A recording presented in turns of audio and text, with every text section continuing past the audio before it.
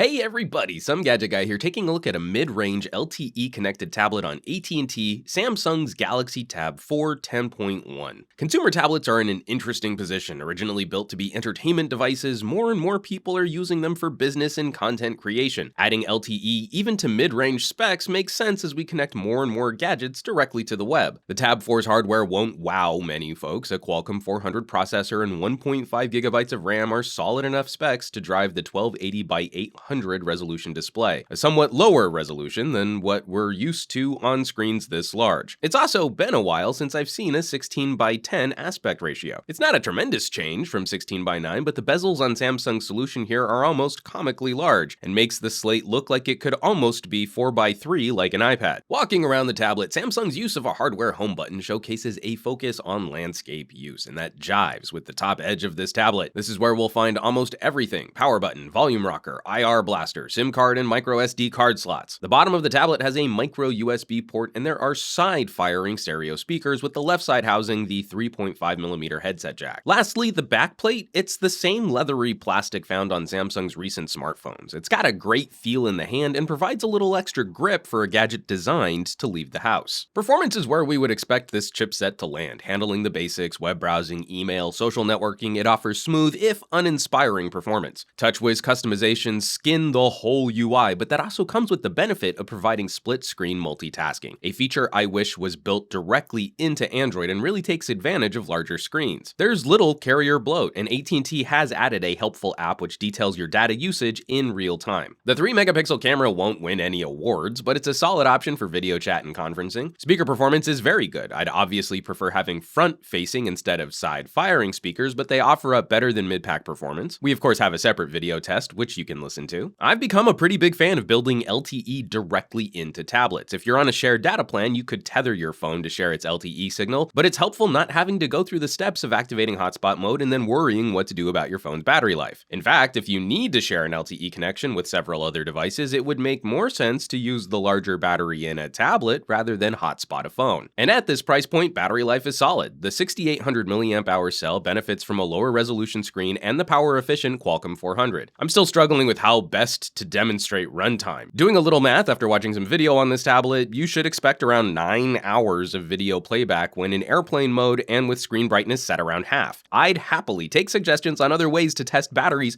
which won't take me a whole day to perform those tests. Ain't nobody got time for that. Where LTE tablets were few and far between a couple years ago, there are now several solid options at a variety of price points. The Tab 4 brings a solid mid-pack experience to the table, but its pricing veers a little high. Off-contract, this slate sells for $480. If it meets your needs, it's not a bad chunk of change for an LTE-enabled tablet. But stepping down to an 8-inch screen can save you $80, double your storage, and add in a stylus with the far more powerful NVIDIA Shield LTE we recently reviewed. Or if your primary mobile app is document work, you might even be able to still hunt down a Lumia 2520 with a higher resolution screen for under $300 these days. So where's that leave us with the Tab 4?